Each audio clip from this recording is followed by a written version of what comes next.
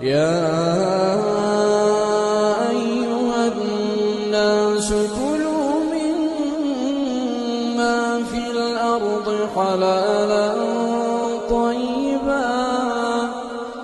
ولا تتبعوا خطوات الشيطان